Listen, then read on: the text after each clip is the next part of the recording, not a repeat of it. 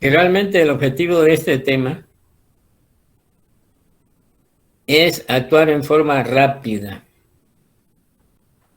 Es decir, derivar al paciente inmediatamente a otra unidad. Estoy hablando del infarto del miocardio. Y más que un diagnóstico del síndrome coronario agudo.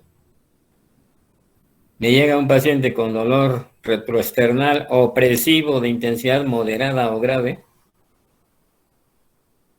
Y lo que tengo que hacer es mandarlo inmediatamente al hospital más cercano, de preferencia al que tenga cateterismo cardíaco. Es decir, si estamos en el sector salud, pues tendríamos que mandarlo directamente a un hospital general de zona, cuando ya inmediatamente tiene que ir al hospital. Porque si se llega a comprobar que tiene un infarto del miocardio con elevación del segmento ST, decimos que el tiempo es miocardio. Quiere decir que requiere un tratamiento inmediato de reperfusión coronaria.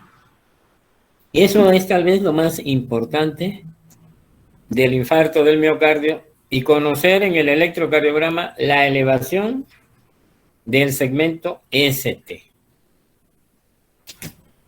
Aunque existen algunos otros patrones electrocardiográficos un poquito más complejos, pero la mayoría de los pacientes, yo diría que de los infartos del miocardio con elevación del segmento ST,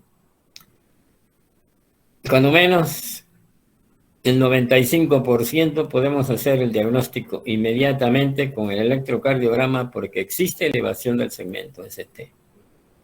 En ese 5 o 10% hay patrones específicos que se nos pueden pasar. Sin embargo, la conducta es dolor retroesternal opresivo, enviarlo directamente a un hospital para que se estudie y se defina, ¿tiene o no tiene infarto del miocardio con elevación del segmento? Es decir, estadificar al paciente. Si llega, por ejemplo, en la noche y dice, vaya mañana temprano, no, tiene que ir cuando, saliendo de ahí, va directamente al hospital. Ya son 36, creo que faltan nada más, en teoría, 4. Y la hipertensión arterial es al revés. La hipertensión arterial lo tiene que tratar cualquier médico. Es decir, el médico general tiene que tratar la hipertensión arterial. Recordando que ustedes hoy están estudiando para ser médicos generales. Ya después decidirán qué rumbo tomar, qué especialidad tomar. Si no hay pregunta de hipertensión, nos vamos ya directamente a cardiopatía isquémica. Bueno, parece que más o menos quedó claro.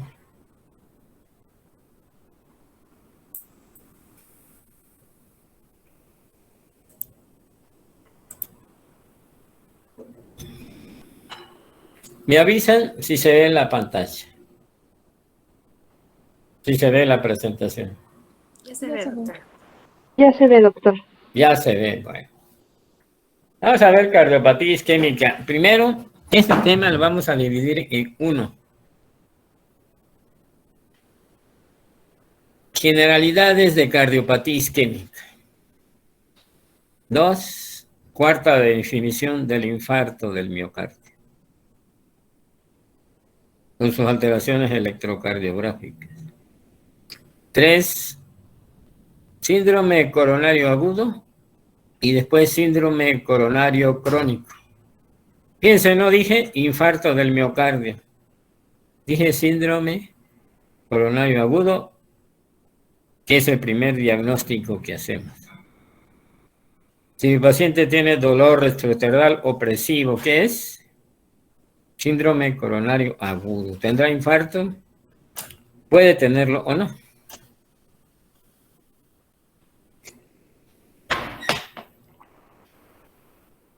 Aquí esa diapositiva que se ve, está muy chiquita. Vamos a tratarla de que se vea un poquito más grande, a ver si lo... Espero que no se pierda.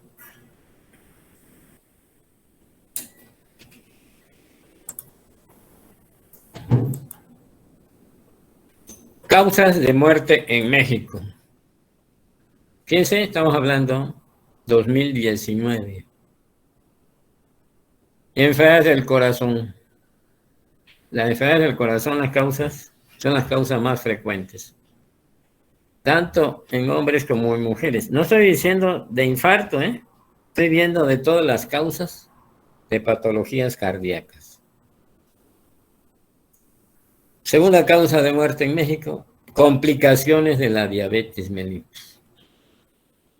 Cetoacidosis diabética, coma hiperosmolar, etcétera, etcétera. Todas las complicaciones. Tercero, fíjense, muy importante que a veces se nos puede pasar de ser desapercibido, tumores malignos. Los tumores, entonces, tercera causa de muerte, no se nos debe de olvidar. Cuarto, enfermedad del hígado. Y obviamente va a depender de la edad, si es hombre o mujer. Y 6, las enfermedades vasculares cerebrales. Lo que llamamos enfermedad vascular cerebral, ya sea isquémica o hemorrágica. Fíjense, ¿por qué es importante la enfermedad cerebrovasculares? Porque igual que la cardiopatía isquémica, los factores de riesgo son los mismos. Por lo tanto, tenemos que mencionar. Y después otros.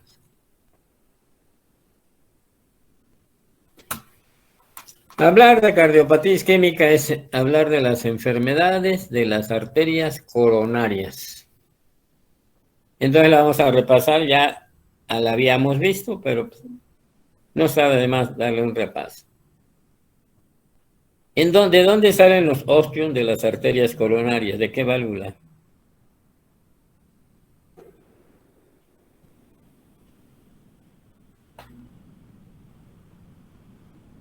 ¿De qué válvula? Ya la habíamos visto.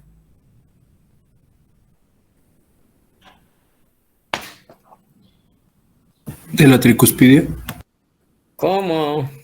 La aórtica. Aórtica. Esta es la aorta. Esta es la pulmonar. Este es ventrículo derecho. Este es ventrículo izquierdo. Viene acá la superior, la inferior no la veo. Vimos ya anatomía, de la aorta. El foco de auscultación de la aorta está ¿en dónde?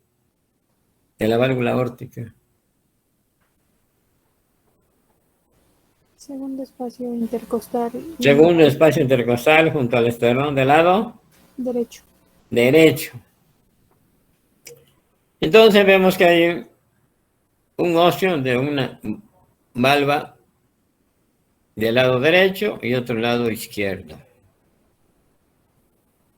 Y aquí vemos que sale la coronaria derecha que se dirige hacia atrás, pero va dando ramas, ¿no? 60% para el nodo AB, varias ramas para el ventrículo derecho, es lógico, porque se va hacia el lado derecho. Una larga, ¿verdad? Aquí está, marginal derecha. Y hacia atrás, igual, se dirige hasta el surco interventricular, donde se cruza. Sabéis que interauricular, interventricular se llama la cruz del corazón. Y de aquí da origen a la descendente posterior, que irriga el tercio anterior, el tercio posterior del septo y la cara posterior. Esta zona. Cuando hay una oclusión en la descendente anterior, nos da infartos inferiores. Quiere decir que una oclusión de la arteria coronaria derecha en el electrocardiograma se va a ver en D2, D3 y ABF, que son las derivaciones inferiores. Si se manda a hacer cateterismo cardíaco y nos dicen que le pusieron un stent en la descendente, perdón, en la coronaria derecha distal, significa que se la pusieron en la descendente anterior en una parte de esta. Y si pusieron que tenía una oclusión y por lo tanto le pusieron un stent, coronaria derecha proximal, quiere decir que se la pusieron antes de la descendente posterior. Quiere decir, los infartos de coronaria derecha lo vemos en D2, D3 y ABF. Y por lógica, los infartos inferiores pueden extenderse pues, al ventrículo derecho. ¿Por qué? Porque ahí viene la circulación. Si se ocluye el coágulo y se extiende un poco más hacia la coronaria derecha, pues puede extenderse a ventrículo derecho. Pero si es muy larga, también decimos que puede extenderse a la cara posterior del ventrículo izquierdo. Los infartos inferiores de aquí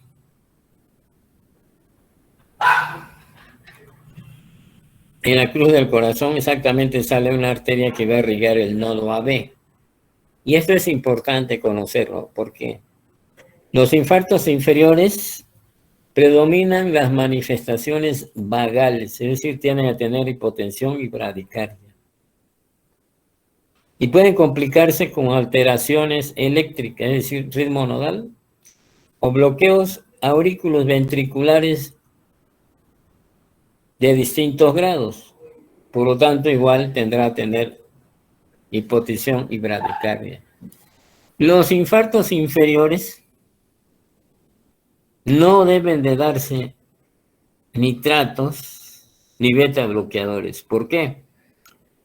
Porque los nitratos producen vasodilatación y los beta bloqueadores bajan la frecuencia cardíaca. Y estoy diciendo que los infartos inferiores se acompañan de manifestaciones vagales, es decir, taquicardia, hipotensión, y se pueden acompañar de bloqueos AB de distinto grado, es decir, van a tener frecuencias cardíacas bajas. Y si se llegara a extender al ventrículo derecho, va a tener hipotensión arterial. Después tenemos coronaria derecha, izquierda, un tronco. Se divide en dos, descendente anterior. Irriga los 2/3 anteriores del septo y la cara anterior. Y la circunfleja. En el electro B1 a B2 es septal, B3 y B4 anterior. Y de B1 a B3 o B4 se llama anteroseptal. Obviamente, la descendente anterior tiene tres arterias importantes que se llaman diagonales, como esta que está acá. Aunque aquí el néter no lo marca muy bien, está en la diagonal. Después de aquí vemos la circunfleja que va a irrigar la cara lateral. La cara lateral. En el electrocardiograma es de 1 ABL, B5 y B6. De 1 y ABL, lateral alto, B5 y B6, lateral bajo. Pero de 1 ABL, B5 y B6 es lateral. ¿Qué predominan? Manifestaciones adrenérgicas. Perfecto. Aquí sí conviene darle beta bloqueadores y nitratos. Coronaria derecha proximal, coronaria derecha distal, descendente posterior. Electrocardiograma D2, D3 y ABF. Fíjense cómo está la cruz del corazón, donde nace la descendente posterior. Esta es la derecha, fíjense cómo está. Proximal, distal. Coronaria izquierda, descendente anterior con sus tres diagonales importantes.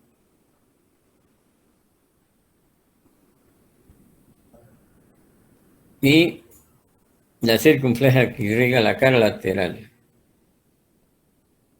Coronaria derecha, aquí hay una estrechez, es una estenosis.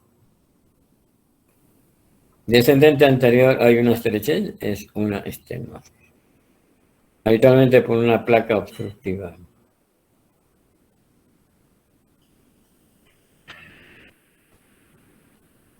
Entonces, ahorita no voy a ver evolución del infarto todavía. Entonces, localización del infarto. B1, B4, anteroseptal. B1A, B5 y B6, lateral. D2, D3 y ABF, cara inferior. Esto es lo clásico. Ahora bien, la pared posterior se considera cuando hay R altas en B1 y B2, pero hay elevación del segmento ST B7 a B9. Y si quiero ver si hay ventrículo derecho, tengo que tomar derivaciones derechas B3 y B4. Y aquí mismo lo dice, los infartos con elevación del segmento ST, el 50 al 70% de los infartos inferiores se extienden a la cara posterior o al ventrículo derecho.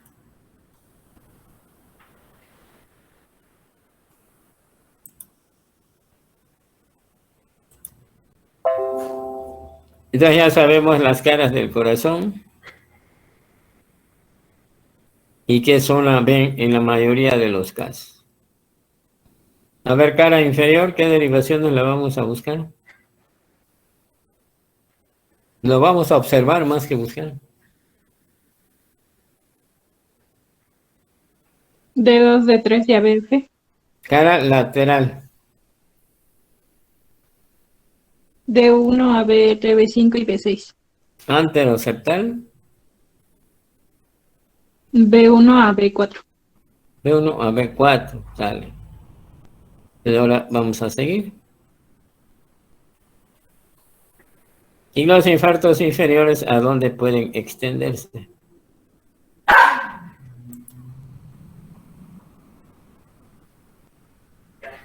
A la cara posterior. Y por lo tanto hay que tomar B7, B8 y B9 izquierdas. O al ventrículo derecho, que tendríamos que tomar derivaciones B3 y B4 derechas.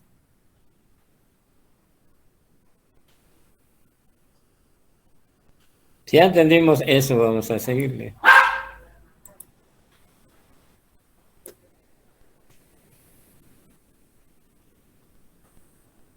¿Cuál es la causa más común de la cardiopatía isquémica? Es la ateroesclerosis. ¿Qué es la ateroesclerosis? Una enfermedad crónica que se caracteriza por la formación de placas. Y esta placa tiene tres elementos: un tejido fibroso, un centro llamado core lipídico y que puede calcificarse. ¿Cuál es realmente la causa de la ateroesclerosis? Pues hay múltiples factores, todos los cuales están implicados en la disfunción endotelial. Esta disfunción endotelial se pegan los monocitos y migran al subendotelio y producen cambios a nivel estructural de la pared del vaso. Y estos macrófagos que pasaron al subendocardio se llenan de lipoproteínas de baja densidad, formando las células grasas, es decir, las células espumosas. Y por un proceso inflamatorio, prolifera el músculo liso y se forma la placa de ateroma. Entonces tenemos células espumosas llenas de lipoproteínas de baja densidad. Por lo tanto, en cardiopatía isquémica, si un paciente tiene elevado La lipoproteína de baja densidad tiene factor de riesgo de aterosclerosis y por lo tanto de cardiopatía isquémica. Y este proceso de aterosclerosis se produce durante largo tiempo. Primero aparece una lesión endotelial y se forma lo que llamamos la línea grasa en la juventud.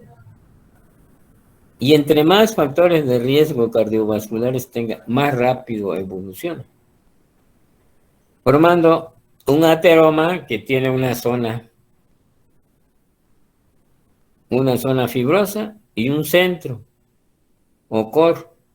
Este core o centro está formado por macrófagos llenos de lipoproteína de baja densidad que llamamos el core lipídico.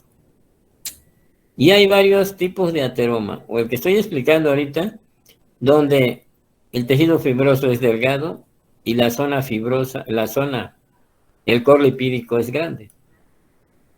Por alguna causa puede fisurarse, fracturarse, y entonces se forma un coágulo por agregación plaquetaria. Y este coágulo puede ir avanzando hasta tapar completamente la arteria coronaria, produciendo síndrome coronario agudo. ¿Cuáles son los factores de riesgo? Que ya hemos hablado varias veces. Lo mismo. Hipertensión, diabetes, tabaquismo, hiperlipidemias y sedentarismo. En el orden que ustedes quieran. Cuando se habla de cardiopatía isquémica, si primero ponen como factor de riesgo la hiperlipidemia, fundamentalmente la elevación de las lipoproteínas de baja densidad. Por lo tanto, pacientes que tengan factores de riesgo, tengo que tomarle un perfil de lípidos para buscar colesterol total, colesterol de alta densidad, que son cardioprotectores, y colesterol de baja densidad, LDL. Entonces quedamos que vamos a empezar con hiperlipidemias, diabetes, hipertensión, tabaquismo, inactividad física. Influyen obviamente la edad. Con la edad, mayor factor de riesgo. El sexo influye sobre todo antes de los 50 años. La cardiopatía isquémica más frecuente en hombres. Después de 50 años se igualan hombres y mujeres, pero en la realidad clínica vemos más hombres que mujeres.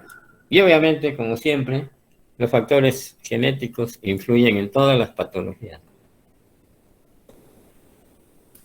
Otros factores de riesgo que habitualmente no buscamos, como hiperhomocisteinemia, lipoproteína A, hiperfibrogenemia, etc. Nos dicen que el alcoholismo tiene un efecto J, es decir, dosis bajas son cardioprotectoras. Y dosis altas, obviamente, más que producir cardiopatía isquémica, algunos pacientes pueden desencadenar miocardiopatía alcohólica, pero ese es poco frecuente. El tabaquismo, fíjense que es un factor de riesgo bastante y sumamente importante. Fíjense bien, factor de riesgo para cardiopatía isquémica.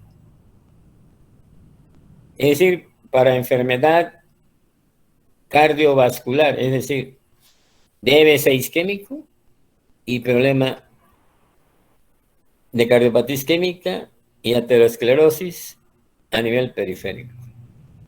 Produce EPOC. Factor de riesgo para cáncer pulmonar, para cáncer renal y para cáncer de próstata. Ya los que fuman, pues tienen un factor de riesgo que la mayoría ya lo sabe.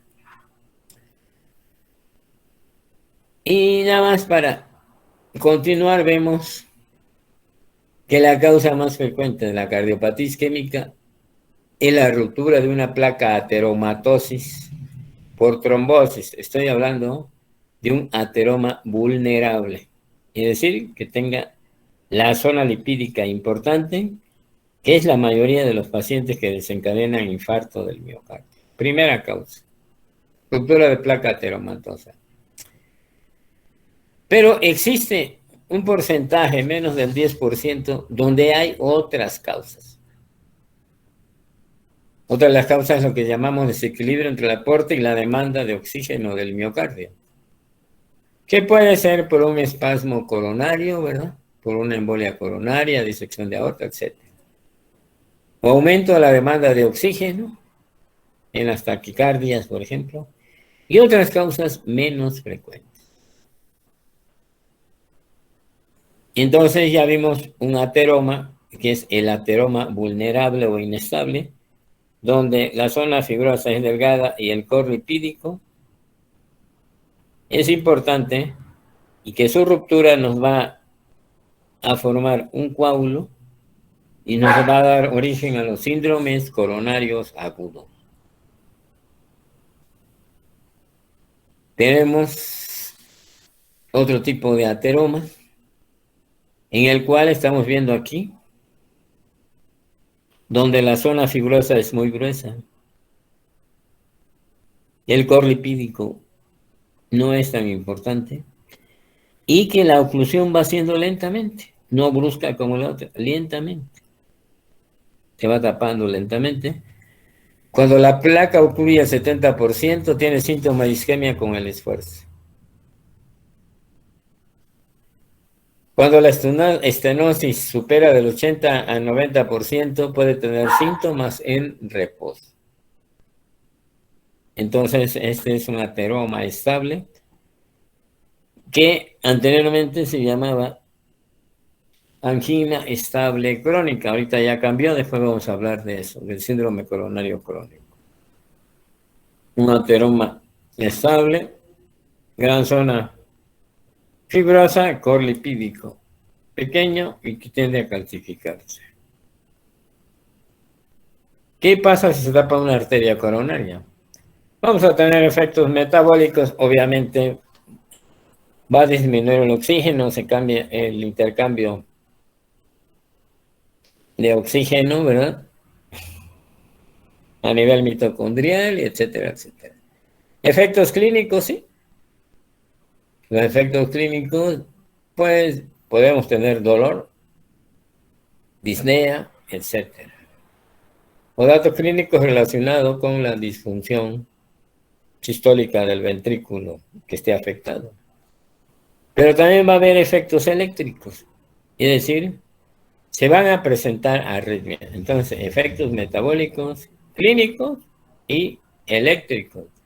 Por lo tanto, cardiopatía isquémica va a tener efectos clínicos y arritmias cardíacas.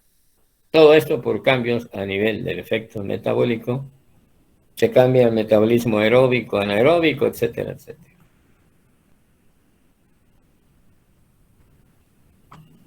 Ahora vamos a hablar de dos temas, dos conceptos importantes para nosotros. Importantes porque en esto se basa el tratamiento. Lo que llamamos miocardio invernado. Fíjense, lo vamos a leer nada más. Primero, miocardio dependiente de una arteria crónicamente estenosada. Cuando tenemos un ateroma de más del 70%, vamos a ver que esa parte, esa zona, ese músculo que depende de esa arteria, va a dejar de contraerse. ¿Para qué? Para consumir menor cantidad de oxígeno posible. Pero si nosotros recanalizamos la arteria por cualquier método, suele llevar a la normalización de la contracción miocárdica. Entonces encontrar una zona hipokinéticas, ¿verdad? Que se mueva menos. Vamos a suponer que no se que vemos a nuestro paciente con el eco y el corazón tiene una movilidad normal. Nos sometemos a un ecoestrés y vemos que esa zona se deja de mover, se mueve menos ese músculo cardíaco, se mueve menos o no se mueve. La contractilidad está disminuida o ausente. Pero si nosotros logramos recanalizar esa arteria, se recupera 100%. Esto quiere decir que si hay un ateroma crónico y hay isquemia, el tratamiento del cual podemos ya sea dilatar, ponerle un stent en esa arteria o revascularización por medios quirúrgicos, ese corazón recupera su movilidad. Por lo tanto, es miocardio invernado, miocardio dependiente de una arteria crónicamente estenosada. Quiere decir que si alguien tiene síndrome coronario crónico, pero esa zona del músculo no se ha necrosado, y si por prueba de esfuerzo se demuestra que hay isquemia, el tratamiento de reperfusión coronaria puede mejorar esa contractilidad miocárdica. Ahora bien, tenemos ahora miocardio contundido o aturdido. Dice, cuando la arteria coronaria que lo irriga se ocluye en forma aguda. En el invernado, una arteria crónicamente estenosada. Agudo, ¿verdad? Cuando la arteria coronaria que lo irriga se ocluye en forma aguda. Eso le llamamos miocardio contundido o aturdido. Esa zona, ¿verdad? No se mueve, pero no está necrótica, es decir, solo hay isquemia. Y tras un tiempo prolongado ocluido, horas, habitualmente menos de 12 horas, si se recanaliza y continúa abierta, el miocardio se recupera. Quiere decir que si se forma un trombo, origina un infarto del miocardio con elevación del segmento ST. Que tenga menos de 12 horas de evolución. Y si reperfundo la arteria, lo que no se ha necrosado no se va a necrosar. Lo que ya se necrosó, pues ya está necrosado. El tiempo es miocardio con este concepto. Es el que nos apoya para dar tratamiento del infarto del miocardio antes de 12 horas, porque después de 12 horas todo lo que se iba a necrosar ya se necrosó. Entonces, ¿cómo puedo yo detectar que hay isquemia en algunos pacientes? Pues ahí está la ergometría convencional, es la prueba de esfuerzo, ¿verdad? Pero la prueba de esfuerzo, si tenemos un electro que tenga alteraciones basales como bloqueo completo de la rama derecha del haz de His, Wall, Parkinson, White, y alteraciones de hipertrofia ventrículo izquierdo, o alteración que está tomando digital, no lo puedo saber. Entonces se hace el ecoestrés. La ergometría de esfuerzo es, ¿verdad? ¿Cuándo va a ser positiva? Es decir, someter al paciente a una prueba en una caminadora y se registra el electrocardiograma en forma continua. Entonces vemos que cuando la frecuencia cardíaca prevista se alcanza el 85%, ¿verdad? Se considera concluyente si es que no hay alteraciones. O antes, si hay alteraciones. El ecoestrés se realiza tomando en cuenta el ejercicio o con la caminadora. O si no es posible que camine, se le inyecta dobutamina, que es una sustancia inotrópica. Positivo que ya vimos. ¿Para qué? Para aumentar el cronotropismo y automatismo al corazón, es decir, someterlo a estrés. O dipyridamol, que es un vasodilatador, dilata todas las arterias normales, menos la que tenga la estenosis. Tenemos otras pruebas menos comunes, pero son las pruebas de cardiología nuclear, que se hacen en algún centro más especializados. Es decir, se le va a inyectar el paciente, se le tiene que, así en reposo, inyectarle algún radiofármaco como el talio 201, el tecnesio 99, etcétera, para ver perfusión. Después se somete a estrés, ya sea con ecoestrés con dobutamina o con la caminadora, y se le vuelve a inyectar.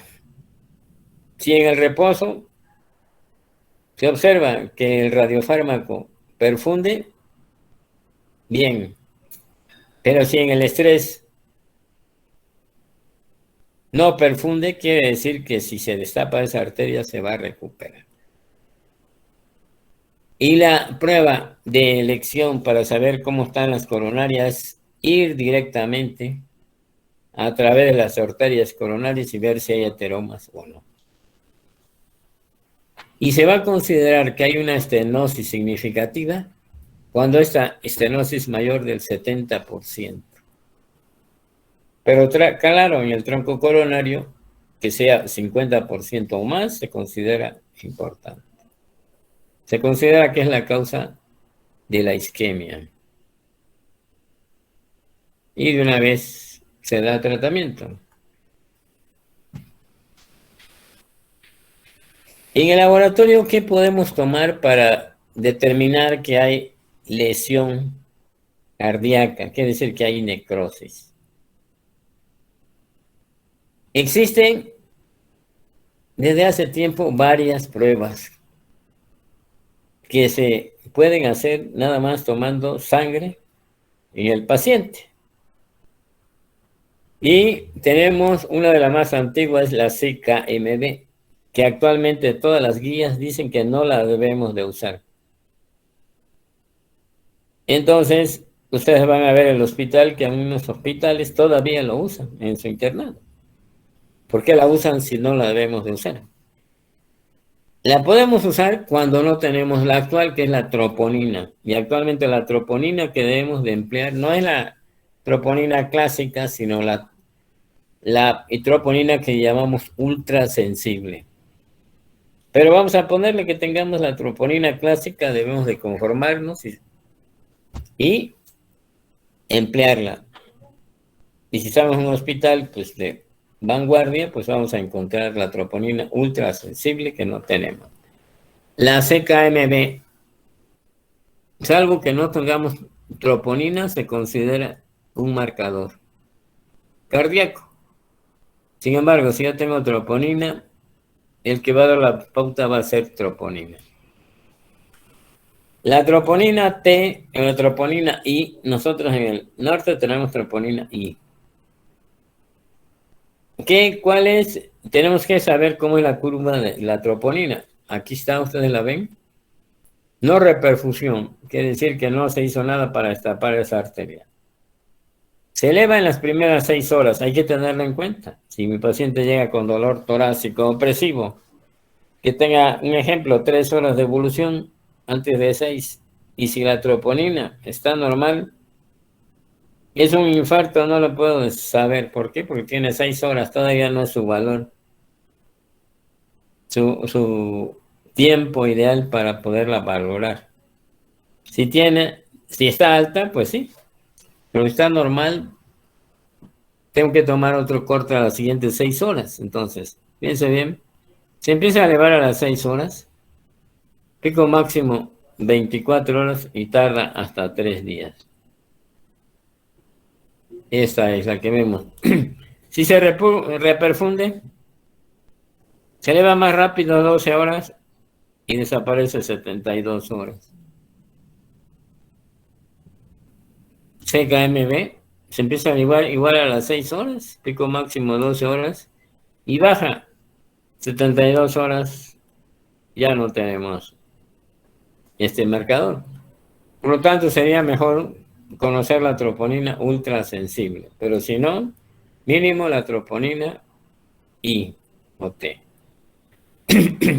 Esta es la curva de la troponina ultrasensible. Fíjense bien, esta es la clásica que tenemos ahorita. La I o la T, 6 horas, 24 horas, 3, 4 días. Pero cuando se reperfunde, rápidamente va. La ultrasensible sin desde que está el infarto, los primeros minutos se empieza a elevar. Ahí dicen que esta es la curva y esta línea basal significa el límite normal. Y el percentil 99 quiere decir que el laboratorio nos va a decir el valor normal. Entonces ese es el percentil 99. Y se empieza a elevar desde que empieza a haber la necrosis. Se eleva en forma brusca, fíjense cómo va. ¿Cuánto tengo que esperar? Nada. Desde que llega le tomo un corte a las 2 horas. Puedo tomarle otra y vamos a ver que está muy alta. Y aquí está su descenso lentamente.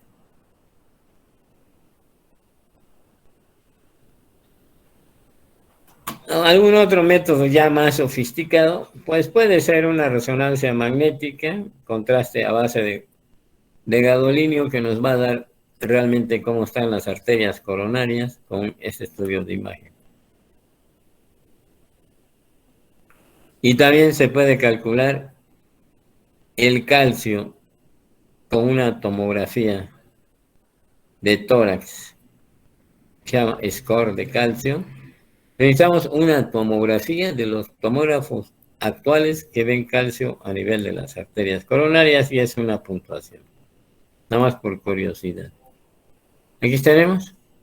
Los nuevos tomógrafos son capaces de decir o de observar cómo están el porcentaje de calcio que tenga en las arterias coronarias.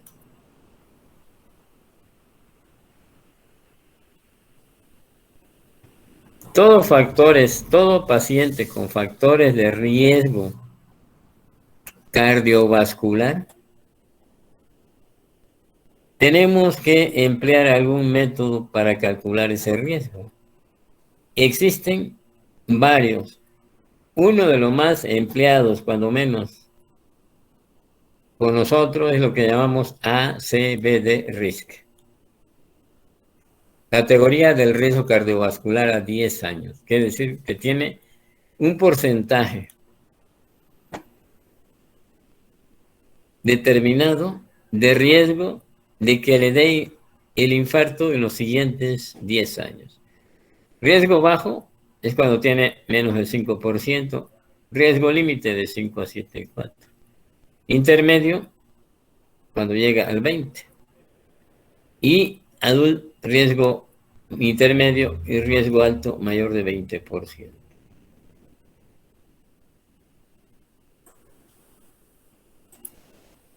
Ahora vamos a hacer un ejercicio inventado para ver cómo le vamos a hacer. Mi paciente, le voy a poner un ejemplo. Se lo voy a ir diciendo cuando alguien quiere calcular el riesgo cardiovascular de un paciente que le voy a comentar. Ponga en su celular ASCVD Risk. A ver, lo vuelvo a poner.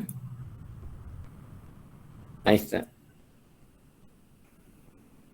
Pero aquí está. Es ASCVD Risk. Creo que le faltó una S ahorita. Vamos a buscarlo, a ver, ¿quién quiere buscarlo en su celular? ASCVD Risk.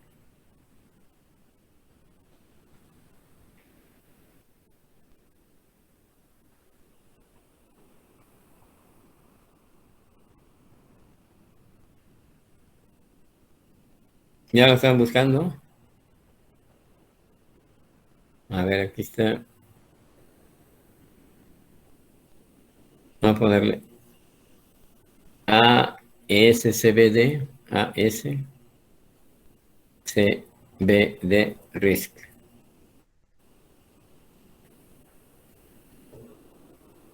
¿Ya les apareció? ASCVD. Aquí le faltó una S, Aquí le faltó una S. ASCVD Risk. No. No lo están viendo ustedes. A ver, ¿alguien quiere buscarlo en su celular? Ya, doctor, es una calculadora, me parece. Sí, ASCVD Risk. ¿Sí? Sí, es doctor. todo lo que llaman riesgo cardiovascular. Te voy a poner un ejemplo, Tiene 50 años de edad. Me van diciendo cuando ya lo pongan. ¿Ya? Ya, doctor. Sí, doctor. Después, es diabético e hipertenso. A ver, síganle poniendo datos. ¿Qué dice? ¿Qué más datos quieren? Hombre, vamos a ponerle hombre. La raza no nos metemos con la raza, le ponemos otros puntos. Presión arterial 150/90. ¿Ya? Siento que, perdón, Colesterol, doctor. ¿eh? Siento que dijo. 60/90. Colesterol total 250. HDL 40. Colesterol LDL, póngale 160. Diabético, no es diabético. Fumador, sí. Fumaba hasta hace 4 años. Tratamiento de hipertensión, sí tiene tratamiento. Toma estastinas, no. Toma aspirina, no. ¿Algún otro dato que le falta? Dijo que no era diabético. No es diabético, es hipertenso y tabaquismo nada más.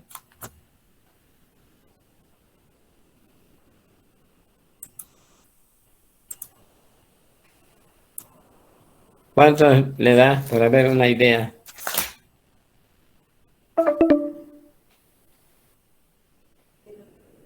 A mí me apareció 21.6%, riesgo de 10 años de enfermedad cardíaca o accidente cerebrovascular.